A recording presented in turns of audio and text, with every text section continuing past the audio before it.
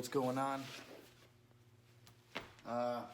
Give a little lesson here on the wooden dummy and try to teach a few tips and tricks on how to use it, how it's made, what it all means, and anyway, get into some details.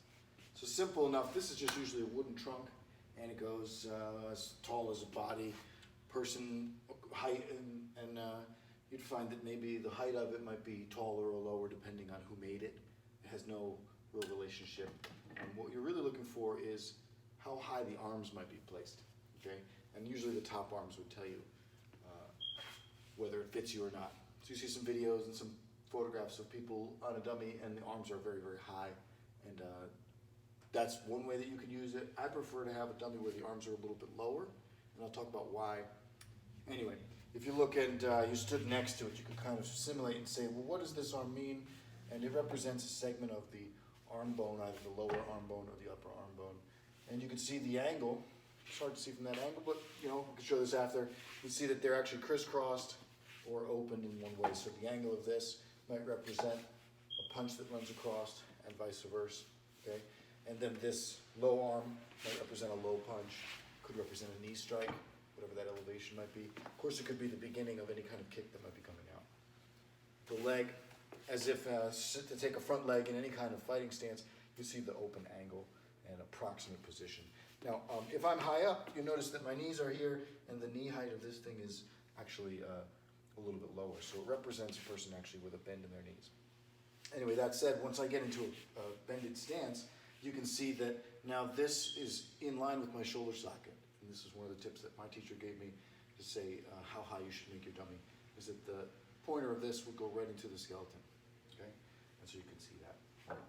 When I end up on the side, and I'm in a side fighting position, I can take a leg check and a 45-degree angle to the dummy, and then I can test my hand tools to see if they could reach, all right? And what this will do is this will tell me the right angle for my maneuver, and maybe what height it ought to be played at. If I'm up here like this, and I can't actually connect to it, I'm not protecting myself and not really using good form. For what we would hope to accomplish is a low elbow position and a way to actually check the person's limb so that you could strike over the top of it or grapple through it or maneuver. You'd have some sense of where it would be because you're touching it, okay? So the classical positions on the side, you're gonna see in some way, okay, checks this limb. This, again, represents the punch coming in, okay? And same on the other side. I'm gonna check the leg, come in on an angle, and apply one or two hand shapes, okay?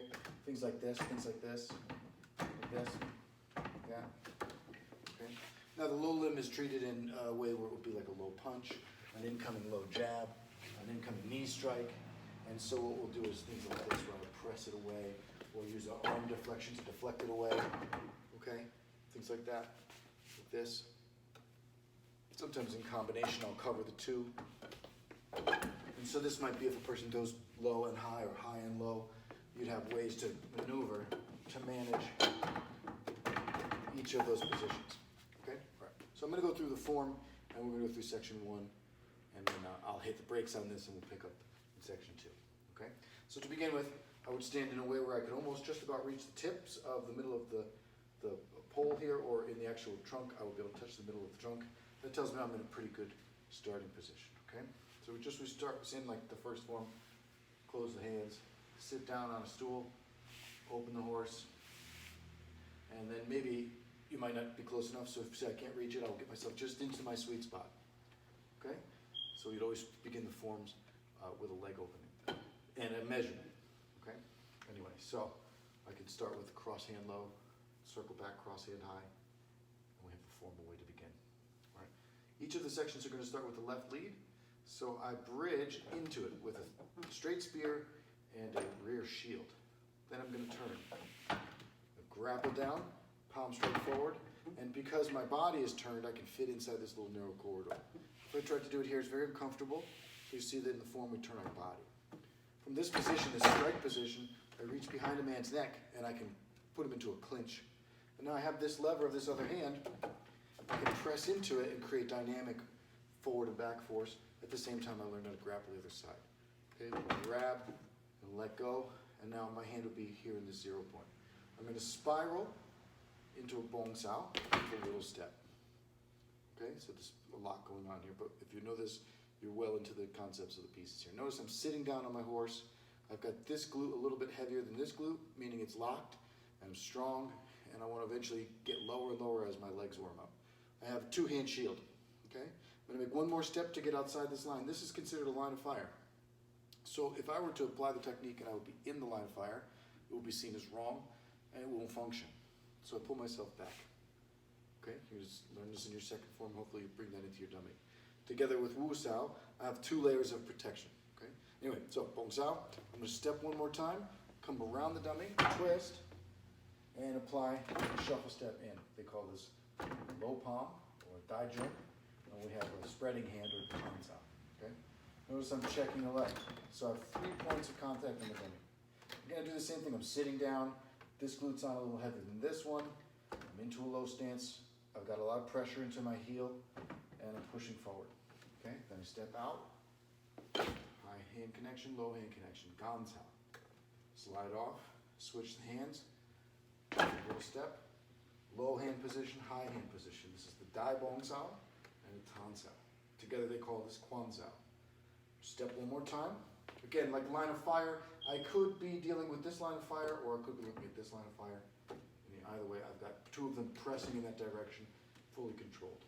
Come around, bridge, Tan Sao, and I'm going to come out, step in the same design from that side over on this side. Again, I'm checking the leg, sitting down on the stance, standing up neutral, and I have equal pushing pressure with both weapons. Okay, Tan Sao and the Dai Jerk. Now slide out. Same as I did over there, Gan Sao brings me back. I'm going to look to make sure that I'm not lasered by this.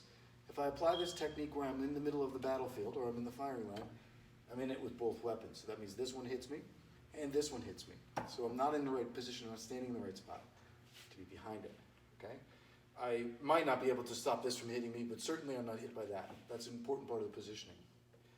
Okay, this could be representative of a grab strike or a deflection and a strike, and the deflection could be a combination of maneuvering or an actual strike. We have something to reference against, so you can create a nice strong arm expansion out of yourself and use the shape to train yourself, okay? Gan Sao. Now, we make one more little step, and that's going to get me outside the line of fire, and so we learn the circle way. It's called Kao Sao. Again, I'm sitting down on the tail. This one's not as heavy as this one. It's a little heavier. This hand is pointing towards the center. And I have what looks like Bong Sao, but it's pointing away, and they call that Kao Sao. It means it's covering and circling away. And now, to return, I come back, and I have a grappling hand, what would be called Lap Sao, and a palm strike, what's called Jing Jern. And we have 2 down and 2 up. That's a lot of detail, okay? So, good news, we do the same exact thing again. We do it with the left hand, now we do it with the right hand. So, I start again, same design. Now, whatever hand bridges, that hand grabs.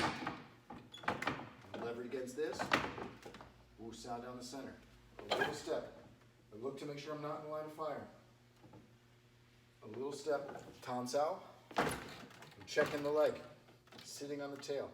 Standing up neutral. I've pushed from both hands. Gan Sao. Again, I'm not in the line of fire. I'm behind it. Slide off. Switch the hands. Quan Sao. Now, normally we wouldn't want to have so much of a gap when we change, but I'm going to train this in slow motion, and you're going to see this exaggerated so that we can spot it, okay? Again, I don't want to be in the line of fire, certainly not on this one. It's not horrible if you're in here, but it would be better if I was not in here. No part of my gut is in line of a low punch, so that the Dai Bong Sao is being treated properly. Okay, it's dealing with the weapon. Okay, so that's it. So then come around, one more step. Tan Da, checking the leg. Sitting on the tail, pressure from both hands, posture up. Gan Sao, this is going to be where we close. And now I'm going to do one more step. Tan Sao and Kao Sao, but this is not like your traditional Tan Sao as you see in Sian Tao. This can look like Tan Sao, and then the way that it maneuvers, it can be treated like what they call Gan Sao, which means that it cuts. I'm using my ulna line to cut. It might happen after my twist, it might happen as a twist and an expansion. What happens is all the energy goes into the trunk on a diagonal. This leg is open. This whole side is open so I can throw the power away. So open that hip, I'm going to close that hip. You see it like this? I close the hip, and we have a low strike. The first side had a high strike, the second side had a low strike. An opponent's liver is on the right-hand side, right-hand hemisphere, so this low strike will align with that. So, grappling and strike. So look like that. On the other side, it looks like this. And we'd love to see it work along with our leg. Okay, so down, I'm grabbing back, and double down, and double up. Okay, there's a lot of detail. Hopefully that answers some questions. Again, this represents a segment of forearm. So whenever you're maneuvering, creating shapes, you're deflecting the line of fire of each of these weapons as they try to reach for you. It could be the leg, of course. We learn how to actually deflect those things away, or deflect those things away.